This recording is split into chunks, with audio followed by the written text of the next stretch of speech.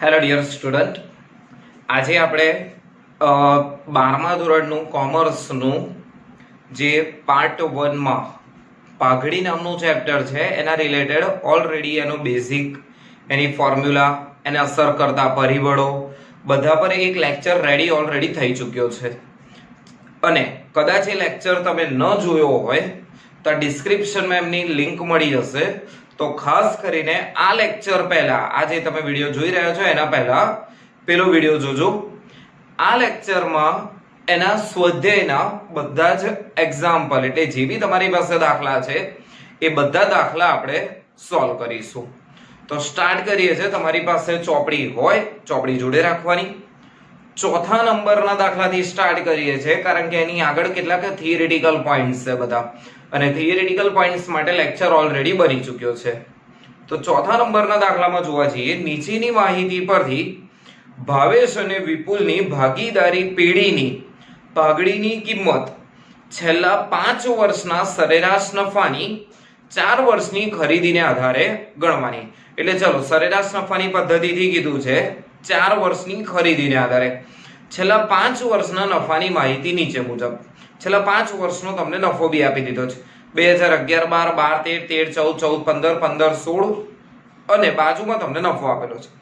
ખાસ કરીને આ ચેપ્ટરમાં એક વસ્તુ જોઈ લેવાની તમારે, શું નફામાં સતત વધારો થતો જોવા મળે છે? તો પહેલામાં 1 લાખ, પછી 1,10,000, 1,80,000, 2 લાખ ને 1,50,000. એનો મતલબ પહેલા નફામાં વધારો છે, ઘટાડો છે. એનો મતલબ નફામાં વધારો ઘટાડો જોવા મળે છે. તો સાદી સરેરાશ પદ્ધતિનો આપણે અહીંયા ઉપયોગ કરીશું. તો ચલો, ચોથા નંબરના દાખલા માટે શોધવાનું શું કીધું છે આપણાને? તો કે પાઘડી. તો સરેરાશ નફાની રીતમાં પાઘડીનું સૂત્ર શું છે? તો પાઘડી બરાબર સરેરાશ નફો ગુણ્યા પાઘડીની ખરીદીના વર્ષ. હવે ખબર છે કે આના માટે તમારે સરેરાશ નફો તો જોઈશે. રકમ વાંચી ત્યાં જ તમે જોઈ લીધું હતું કે પાઘડીની ખરીદીના વર્ષ ઓલરેડી તમને આપી દીધા છે. કેટલા છે પાઘડીની ખરીદીના વર્ષ? 4. એ વસ્તુ તમને રકમમાં આપી જ દીધી હશે. તો હવે ક્વેશ્ચન માર્ક આવે, તમારે શોધવાનું શું બાકી છે? અહીંયા સરેરાશ નફો. તો હવે એના માટે સૂત્ર લખું કે સરેરાશ નફો એટલે સરેરાશ એટલે શું? તો કે જે આપણી પાસે કુલ નફો છે એની સરેરાશ કાઢવાની છે, એની એવરેજ કાઢવાની છે. એટલે એનું સૂત્ર શું હતું આપણી પાસે? કુલ નફો છેદમાં કુલ વર્ષ. તો કુલ નફો એટલે આપણી પાસે જે પણ નફો આપેલો હોય એ બધો ફરજિયાત પ્રમાણે તમારે નફો લખવાનો. જે રીતે પહેલાનો નફો આપેલો છે તમને 1 લાખ, પછી 1,10,000, પછી 1,80,000, પછી 2 લાખ અને 1,50,000 ભાગ્યા 5. આ બધાનું તમે ટોટલ કરો.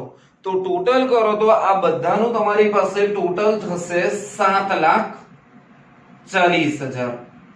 અને 7,40,000 ભાગ્યા કુલ કેટલા વર્ષ આપેલા છે તમને આ જગ્યા પર? 5 વર્ષ આપેલા છે. એટલે 5 વર્ષ આપેલા છે એટલે ભાગ્યા 5, એટલે આન્સર અહીંયા આવશે કેટલું? 1,48,000. પણ આ જે 1,48,000 જે મળ્યું એ તમને શું મળ્યું છે આ જગ્યા પર? સરેરાશ નફો. ચલો, સરેરાશ નફો જે મળ્યો એ ઉપરના સૂત્રમાં મૂકું 1,48,000 અને 1,48,000 ગુણ્યા કેટલા વર્ષની ખરીદી કીધેલી છે તમને? 4. તો 4 વડે ગુણાકાર કરું તો આન્સર તમારો આ જગ્યા પર પાઘડીનો મળશે 5,92,000 રૂપિયા. આ તમારો ફાઇનલ આન્સર. તો સિમ્પલ સાદી સરેરાશની રીત હતી, એમાં બીજું કશું હતું નહીં. ફરી એક વખત પાઘડીનું સૂત્ર લખ્યું, સરેરાશ નફો ગુણ્યા પાઘડીની ખરીદીના વર્ષ. સરેરાશ નફો નથી ખબર એટલે 3 એક લાઈન જવા દીધી. પછી લખ્યું સરેરાશ નફો બરાબર કુલ નફો છેદમાં કુલ વર્ષ. કુલ નફા માટે 1 લાખ, 1,10,000, 1,80,000, 2 અને 1,50,000 ભાગ્યા 5. ટોટલ રહ્યું 7,40,000 ભાગ્યા 5. 1,48,000 તમને સરેરાશ નફો મળ્યો. સરેરાશ નફો ઉપરના સૂત્રમાં મૂકું તો સરેરાશ નફો ગુણ્યા પાઘડીની ખરીદીના વર્ષ હતા આપણી પાસે 4 એટલે આન્સર તમારો આ જગ્યા પર કેટલો આવશે? 5,92,000. આ હતો આપણો એક્ઝામ્પલ નંબર 4. એના પછી જોઈએ છે એક્ઝામ્પલ નંબર 5. મહેન્દ્ર અને પ્રવીણ એક ભાગીદારી પેઢીના 3:2 ના પ્રમાણમાં નફો નુકસાન વહેંચતા ભાગીદારો છે. સર આ પ્રમાણને બધું આપેલું હોય એને શું કરવાનું? ઇગ્નોર. આ જગ્યા પર પ્રમાણને આપણે કોઈ ઇમ્પોર્ટન્ટ નહીં આપીએ. તેઓ નફા નુકસાન વહેંચણીનું પ્રમાણ બદલીને 1:1 કરવા, એને બી આપણે કોઈ લેવા દેવા નથી. પાઘડીનું મૂલ્યાંકન કરવાનું નક્કી કર્યું. ભાગીદારી કરાર મુજબ પાઘડી છેલ્લા 4 વર્ષના સરેરાશ નફાને આધારે, ચલો કેટલા વર્ષના સરેરાશ નફો કીધો છે? 4 વર્ષ. પણ કેટલા વર્ષની ખરીદી? તો 5 વર્ષની ખરીદીને આધારે શોધવાનું છે. સેમ વસ્તુ થયું, 4 વર્ષનો નફો આપેલો છે. હા, એમાં અગત્યની વસ્તુ જુઓ તો 2015-16 ના વર્ષમાં તમને છે ને બ્રેકેટમાં આપેલી છે રકમ 20,000. બ્રેકેટમાં આપેલી એટલે અકાઉન્ટ્સમાં એક નિયમ છે, જ્યારે રકમ તમને બ્રેકેટમાં આપેલી હોય તો એને ખોટ તરીકે ઓળખવામાં આવે છે. એટલે એને આપણે ખોટ એટલે માઇનસમાં સમજીશું.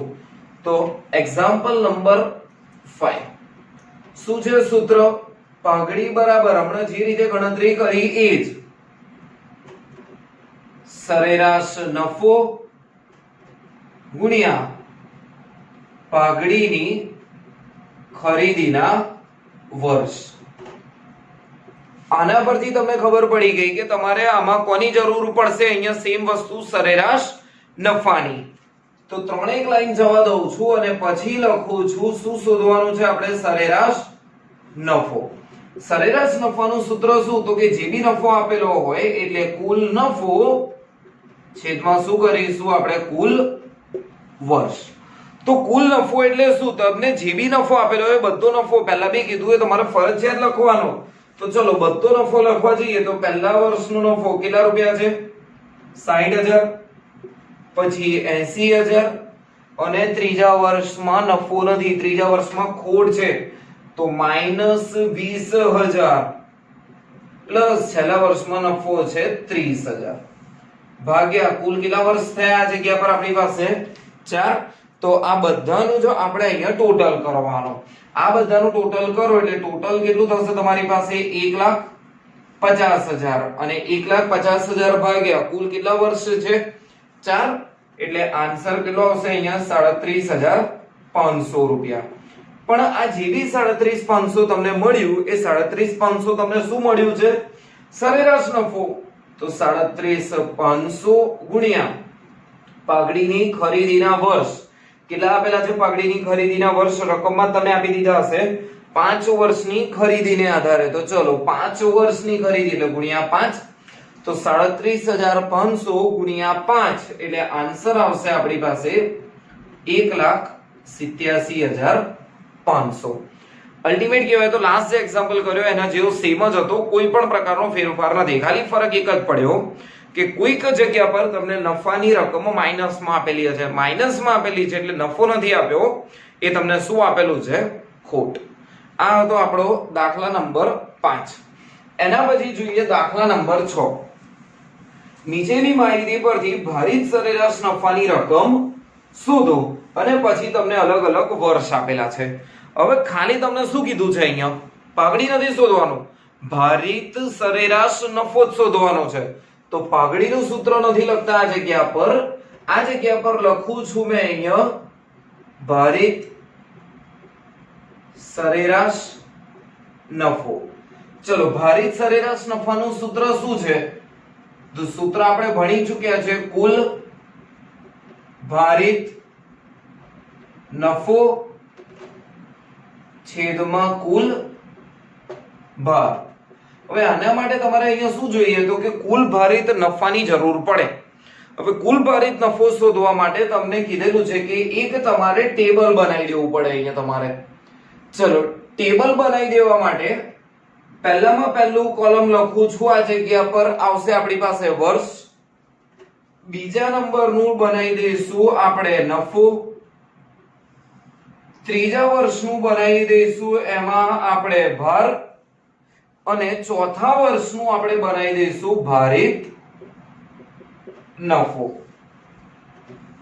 વર્ષમાં આપણાને જે માહિતી આપેલી છે એ પ્રમાણે વર્ષમાં લખીએ છીએ.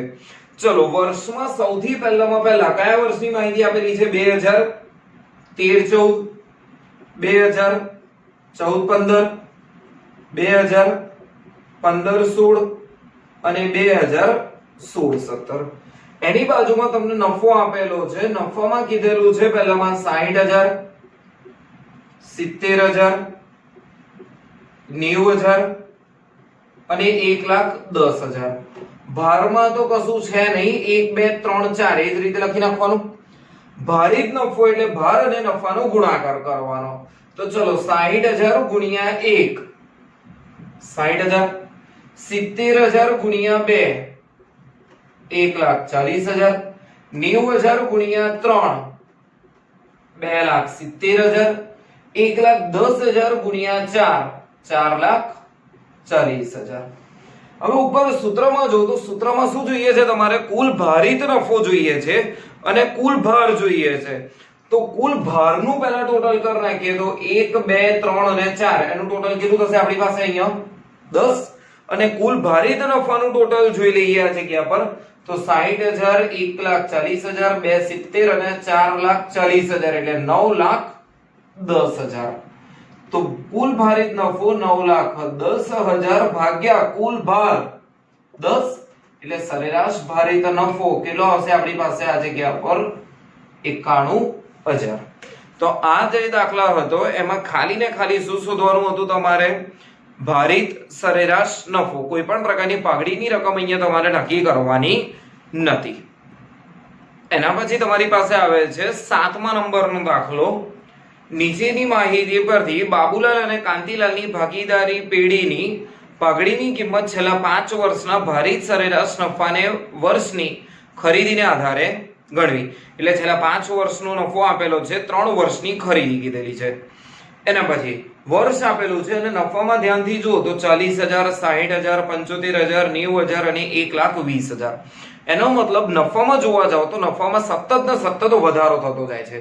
તો સૌથી પહેલા પાઘડીનું સૂત્ર લખું તો પાઘડી બરાબર શું વપરાશે? નફો સતત વધે છે એટલે ભારિત સરેરાશ નફો ગુણ્યા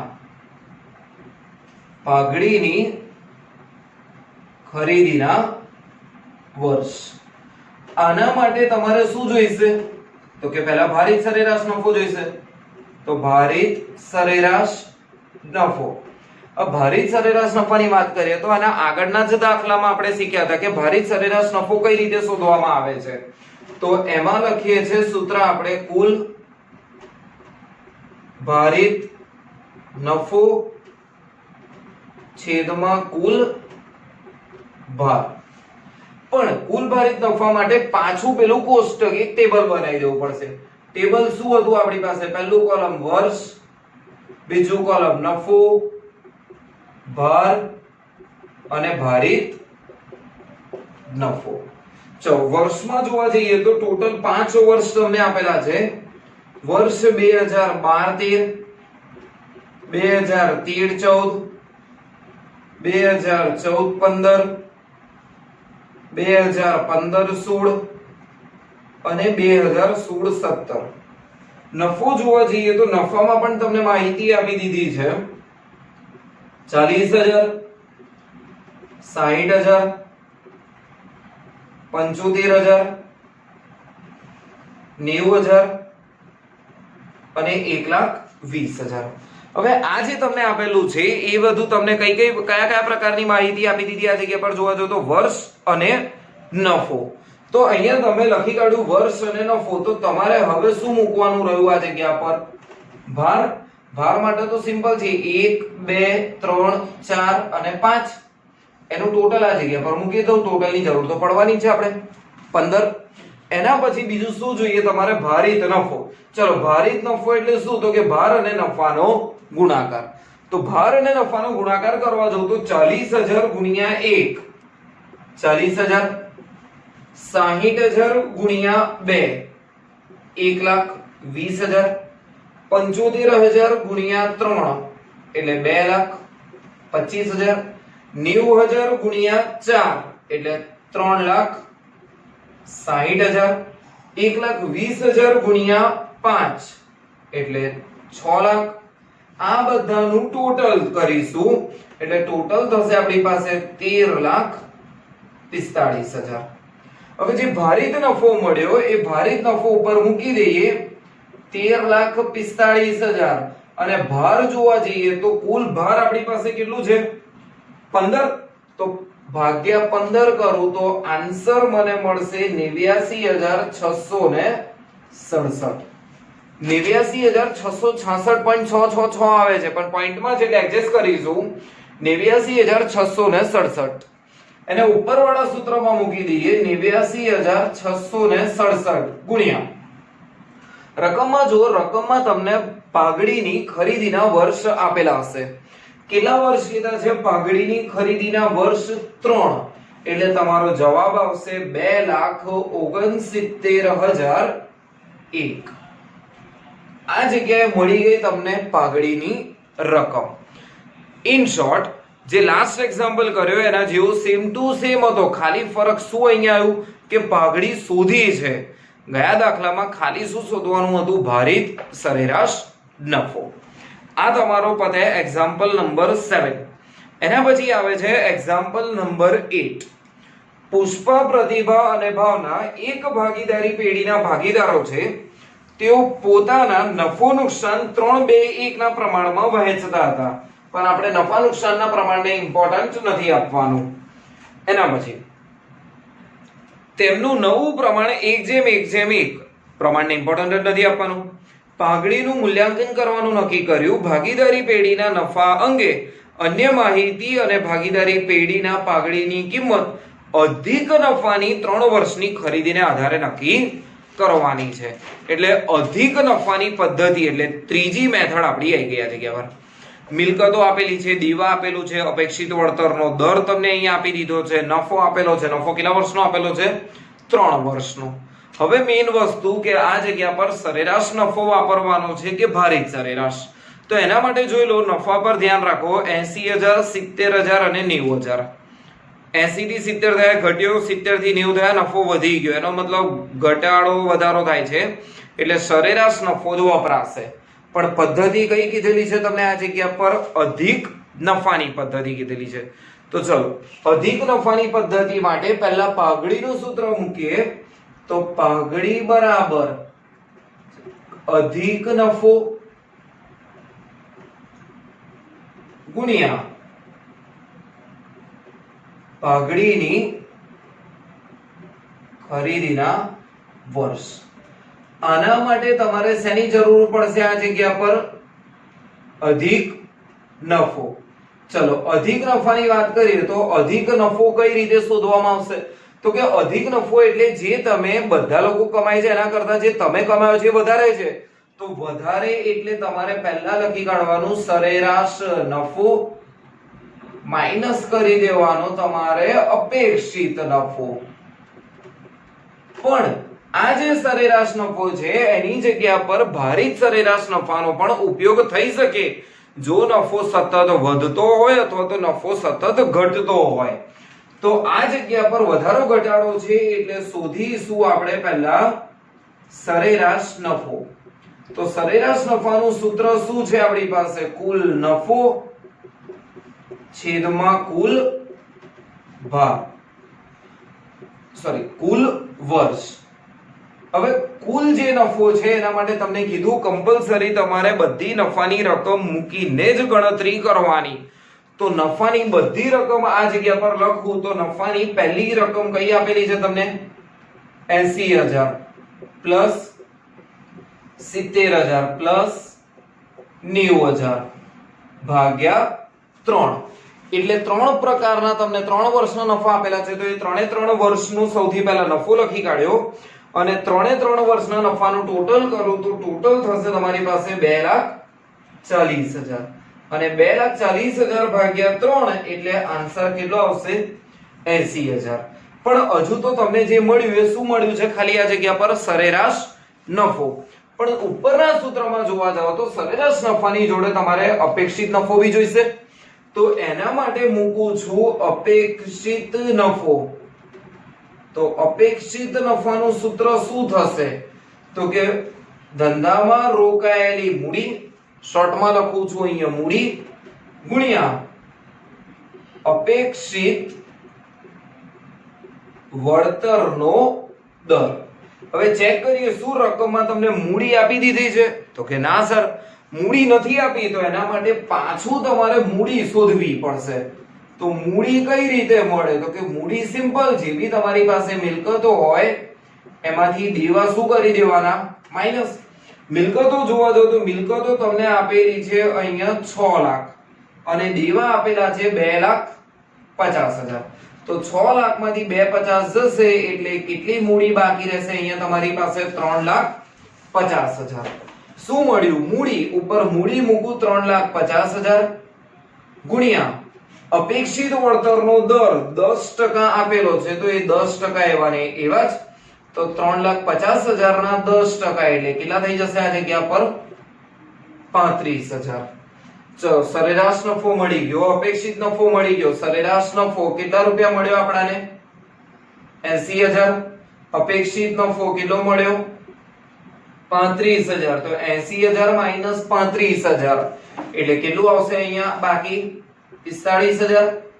એ 45,000 અધિક નફો મળે એટલે ગુણ્યા જોઈ લેવાના પાઘડીની ખરીદીના વર્ષ. તો પાઘડીની ખરીદીના વર્ષ કેટલા કીધેલા છે તમને, 3.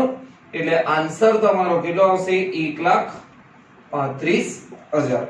આ હતો આપણો એક્ઝામ્પલ નંબર 8. ઓકે, આ જે રીતે અધિક નફાની પદ્ધતિથી કર્યો એના પછીનો દાખલો પણ સેમ અધિક નફાની રીતે જ છે.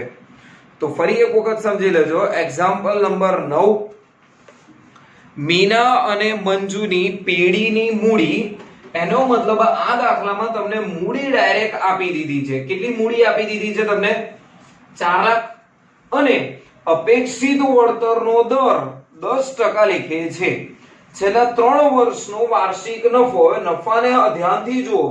પહેલા વર્ષનો નફો 1,20,000, પછી 1,10,000 અને પછી 1 લાખ. એનો મતલબ નફો 1,20 થી 1,10 ઘટ્યો, ફરી ઘટ્યો, એટલે સરેરાશ નહીં ભારિત સરેરાશ શબ્દ ઉપયોગમાં લેવાશે. ભારિત સરેરાશ, ઓકે અંદર કહી દીધું છે, ભારિત સરેરાશને આધારે અધિક નફાની 2 ગણી પાઘડીની ગણતરી કરો. તો ચાલો, પાઘડી બરાબર અધિક નફો જ કીધો છે એટલે સૂત્ર તો એનું એ જ થશે, પાઘડી બરાબર અધિક નફો ગુણ્યા પાઘડીની ખરીદીના વર્ષ. આના માટે શું જોઈશે તમારે, હવે અધિક નફો. તો અધિક નફાનું સૂત્ર લખીશું. તો અધિક નફો એટલે ગયા જ દાખલામાં લખ્યું હતું આપણે સરેરાશ નફો, પણ અહીંયા સરેરાશ નહીં આવે, ભારિત સરેરાશનો ઉપયોગ થશે. એટલે લખું છું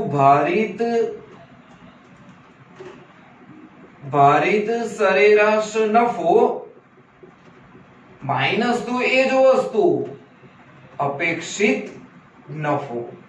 હવે આની ગણતરીમાં જોવા જઈએ તો પાછું શું બાકી રહ્યું તમારે હવે શોધવાનું, તો કે ભારિત સરેરાશ નફો.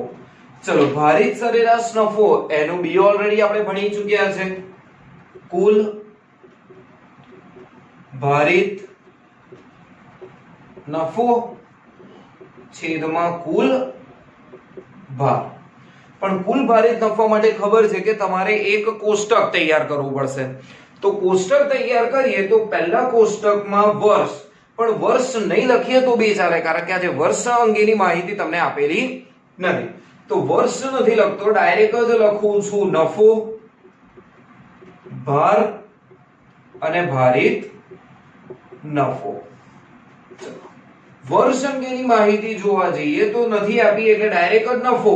ચલો, પહેલા વર્ષનો નફો કેટલા રૂપિયા આપેલો છે તમને, 1,20,000. પછી કેટલો આપેલો છે, 1,10,000 અને પછી કેટલો આપેલો છે તમને, 1 લાખ. ભાર માટે તો કોઈ નિયમ ચેન્જ નહીં, 1, 2 અને 3 જે રીતે લખીએ છીએ એ જ રીતે લખવાનું છે, એમાં કોઈ પણ પ્રકારનો ફેરફાર નથી કરવાનો. ચલો, 1,20,000 ગુણ્યા 1, 1,20,000, 1,10,000 ગુણ્યા 2, 2,20,000, 1 લાખ ગુણ્યા 3 એટલે 3 લાખ, મારે સરવાળો શેનો જોઈએ છે? કુલ ભારિત નફો અને કુલ ભાર. ચલો કુલ ભારનું ટોટલ અહીંયા કેટલું થઈ જશે? 6 અને આનું ટોટલ કેટલું થઈ જશે? 6,40,000. મૂકો ઉપરના સૂત્રમાં 6,40,000 ભાગ્યા કુલ ભાર કેટલો છે આપણી પાસે? 6. તો 6,40,000 ભાગ્યા જો 6 કરવામાં આવે તો તમારી પાસે આન્સર કેટલો મળશે આ જગ્યા પર? 1,06,667 રૂપિયા. આ જે મળ્યું એ શું મળ્યું તમને આ જગ્યા પર? ભારિત સરેરાશ નફો. પણ ભારિત સરેરાશ નફાની જોડે બીજું શું જોઈએ? અપેક્ષિત નફો. તો હવે લખું છું અપેક્ષિત નફો. ચલો અપેક્ષિત નફાનું સૂત્ર શું છે? મૂડી ગુણ્યા અપેક્ષિત વળતરનો દર.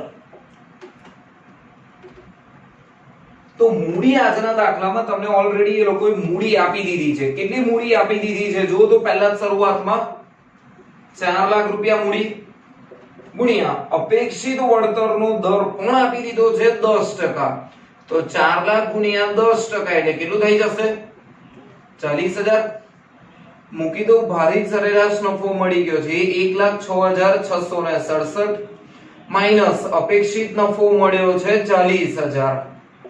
તો 1,06,667 માઈનસ 40,000 એટલે તમારી પાસે બાકી રહેશે 66,667. એ જ વસ્તુને જ્યારે ઉપર મૂકવામાં આવે અધિક નફો 66,667 ગુણ્યા પાઘડીની ખરીદીના વર્ષ, છેલ્લી લાઈનમાં લખેલું છે 2 ગણી એટલે આન્સર આવશે 1,33,334 રૂપિયા. આ જે મળી એ તમને પાઘડીની કિંમત મળી. તો આ જગ્યા પર જોવા જઈએ તો ટોટલ 3 રીતો પૂરી થઈ આપણી સાદી સરેરાશ, ભારિત સરેરાશ અને અધિક નફામાં. અધિક નફામાં 2 દાખલા જોયા જેમાં નફો વધારો ઘટાડો એટલે આ જગ્યા પર સરેરાશ શબ્દનો ઉપયોગ કર્યો અને એક રકમ એટલે અત્યારનો દાખલો એવો જોઈએ કે જેમાં નફો સતત વધતો હોય અથવા નફો સતત ઘટતો હોય ત્યારે આપણે ભારિત સરેરાશ શબ્દનો ઉપયોગ કર્યો છે. તો આ જગ્યા પર આપણી 3 મેથડ પૂરી થાય. એના પછી આપણી પાસે આવે છે ચોથી અને લાસ્ટ મેથડ આપણા માટે કહેવાય મૂડીકૃત નફાની પદ્ધતિ. એના પછી આપણી પાસે આવે છે એક્ઝામ્પલ નંબર 10. તો 10 માં કીધેલું છે નીચેની માહિતી પરથી નેતૃત્વ અને ઋત્વિકની ભાગીદારી પેઢીની પાઘડીની કિંમત ભારિત સરેરાશ નફાને મૂડીકૃત કરવાની પદ્ધતિ અનુસાર નક્કી કરો. એટલે ચલો મૂડીકૃત નફાની પદ્ધતિ કીધી છે. વર્ષ 2012, 13, 13, 14, 15, 16, 17 એવી રીતે 5 વર્ષની માહિતી આપેલી છે અને અલગ અલગ નીચે બીજી માહિતી આપેલી છે. પણ પદ્ધતિ કીધી છે મૂડીકૃત નફાની. તો એના માટે પાઘડીની કિંમત પહેલા પાઘડીનું સૂત્ર લખી દઉં. પાઘડી બરાબર મૂડીકૃત નફો માઈનસ ધંધામાં રોકાયેલી મૂડી. હવે આના માટે તમારે શું જોઈશે? તો કે મૂડીકૃત નફો જોઈએ. મૂડીકૃત નફાની વાત કરીએ તો મૂડીકૃત નફો એટલે શું? અંદર દાખલામાં નફામાં વધારો જોવા મળે છે સતત, એટલે લખીશું આપણે ભારિત સરેરાશ નફો છેદમાં અપેક્ષિત વળતરનો દર. હવે આના માટે જોવા જઈએ તો બીજું શું જોઈએ? ભારિત સરેરાશ નફો જોઈશે. તો લખું છું ભારિત સરેરાશ નફાનું સૂત્ર ભારિત સરેરાશ નફો. ચલો ભારિત સરેરાશ નફાનું સૂત્ર શું છે? એમાં કુલ ભારિત નફો છેદમાં કુલ ભાર. આના માટે પાછું શું જોઈશે? કુલ ભારિત નફો. ને શીખેલા છે કુલ ભારિત નફો એટલે તમારે એક કોષ્ટક બનાવી દેવાનું. કોષ્ટકમાં આપણી પાસે કઈ કઈ માહિતી લઈએ છે? પહેલામાં પહેલું વર્ષ, પછી લઈ લઈએ છે નફો, પછી ભાર અને ભારિત નફો. વર્ષમાં તમને જે માહિતી આપેલી છે એ વર્ષ 2012-13, વર્ષ 2013-14, વર્ષ 2014-15, વર્ષ 2015-16 અને વર્ષ 2016-17. આ રીતે 5 વર્ષની માહિતી આપેલી છે.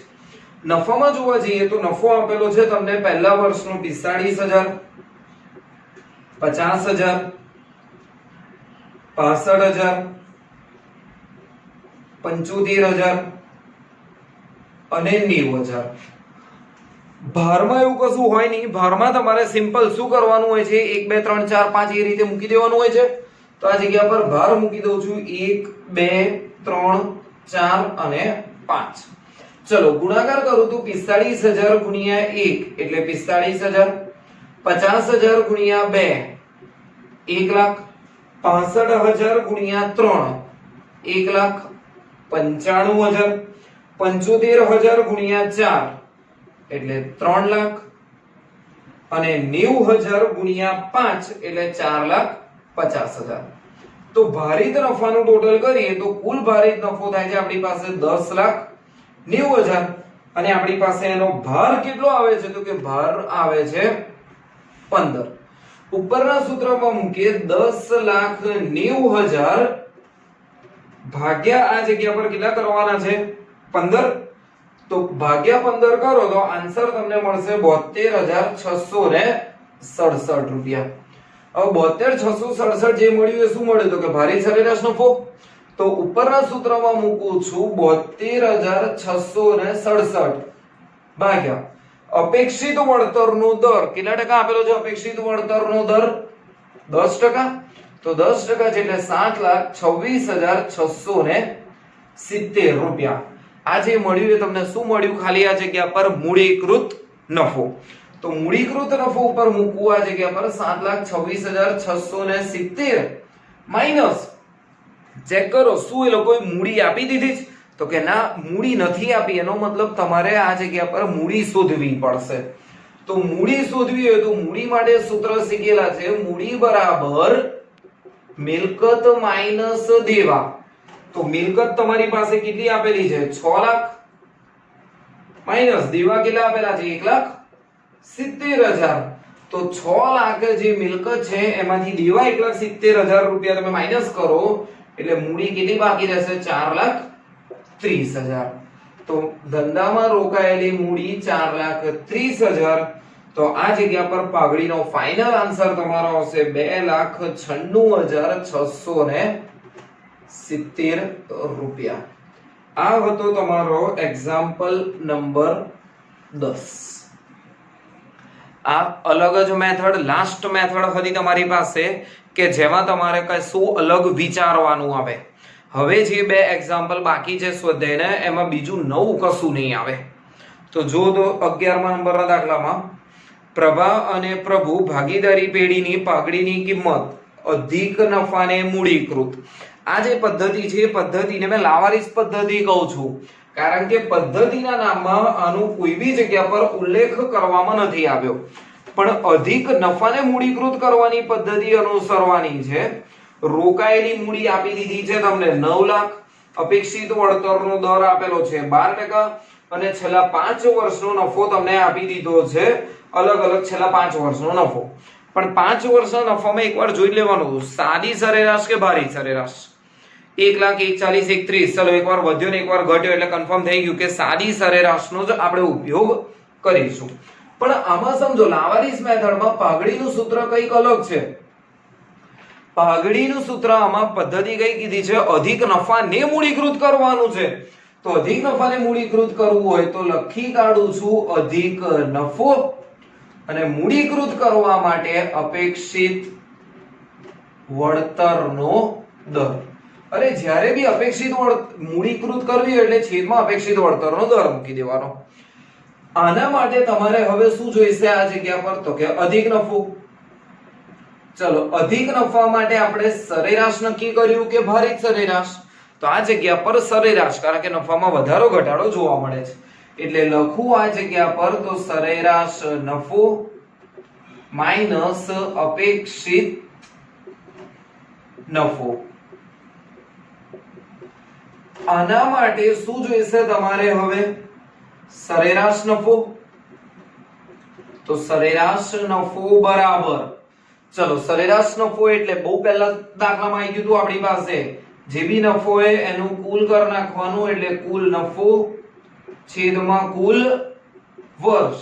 તો ચલો કુલ નફો એટલે જે બી નફો આપેલો હોય બધા જ નફા તમારે લખવાના. અહીંયા પહેલું આપેલું છે 1 લાખ, પછી 1,40,000, પછી 1,30,000, પછી 1,40,000, 50,000 અને 1,80,000 જે બી બધી નફાની રકમ આપી લીધી એ બધી નફાની રકમ તમને અહીંયા મૂકી દીધી.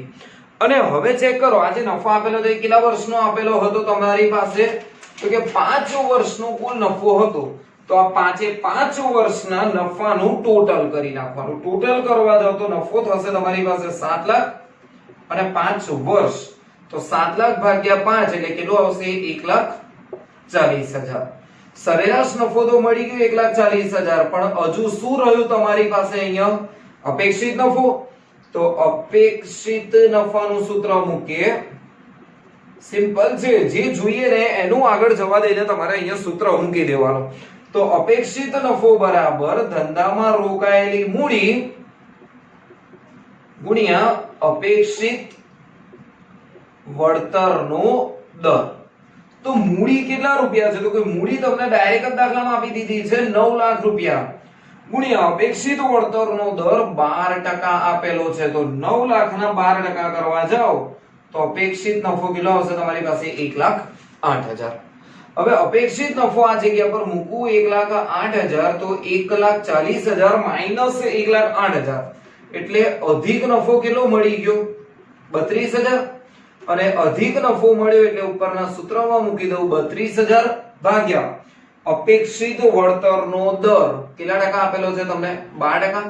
તો 32,000 ભાગ્યા 12 અને પછી ટકાનું બટન દબાઈ દેવાનું એટલે તમને આન્સર મળી જશે 2,66,667 રૂપિયા.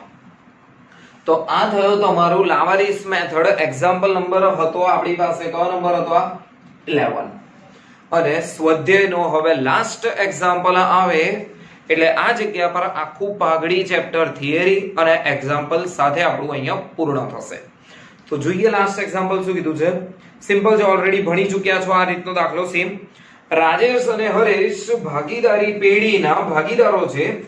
તેઓ ભાગીદારી પેઢીના નફા તથા અન્ય માહિતીને આધારે ભાગીદારી પેઢીની પાઘડીની કિંમત અધિક નફાની 2 વર્ષની ખરીદીને આધારે નક્કી કરો. ચલો, અધિક નફાની પદ્ધતિ કીધી છે અને 2 વર્ષની ખરીદી કીધી છે. હવે અધિક નફાની પદ્ધતિ એટલે આપણું પાછું જૂનું સૂત્ર આવી જશે. 12મો નંબરનો દાખલો. પાઘડી બરાબર અધિક નફાની પદ્ધતિ એટલે અધિક નફો ગુણ્યા પાઘડીની ખરીદીના વર્ષ. આના માટે જોવા જઈએ તો શું જોઈશે તમારે? અધિક નફો. હવે અધિક નફાની વાત કરીએ તો અધિક નફો એટલે વધારાનો નફો, પણ સરેરાશ કે ભારિત તો નફામાં પહેલા ઘટાડો થયો ને પછી વધારો થયો છે.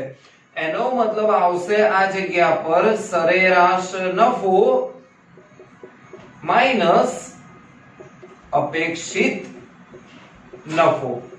સરેરાશ નફા માટે પાછું સરેરાશ નફાનું સૂત્ર મૂકવું પડશે. તો સરેરાશ નફો બરાબર શું થશે? જે બી તમારી પાસે કુલ નફો છે કુલ નફો છેદમાં શું લખીશું? કુલ વર્ષ. કુલ નફા માટે કીધું ફરજિયાત તમારે બધા નફા બતાવીને જ લખવાના. તો બધો નફો જોવા જઈએ તો કેટલો છે? 1,20,000 પ્લસ 90,000 પ્લસ 1,50,000 ભાગ્યા 3 વર્ષ છે.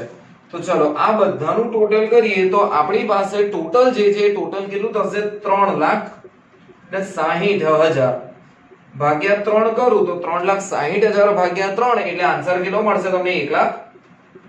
1,20,000. પણ આ જે મળ્યું એ શું મળ્યું? સરેરાશ નફો. હજી કઈ વસ્તુ રહી તમારી પાસે? અપેક્ષિત નફો. અપેક્ષિત નફા માટે મૂકવા જઈએ તો અપેક્ષિત નફાનું સૂત્ર તમારી પાસે શું થશે? એ મૂડી જે ધંધામાં રોકાયેલી છે એ ગુણ્યા અપેક્ષિત વળતરનો દર. તો મૂડી તમને ડાયરેક્ટ જ રકમમાં આપી દીધી છે. મૂડી 8 લાખનું રોકાણ કરેલું છે અને અપેક્ષિત વળતરનો દર આપેલો છે કેટલા ટકા? 12%. તો 8 લાખના 12% જોવા જઈએ તો 96,000 રૂપિયા. આ તમને અપેક્ષિત નફો.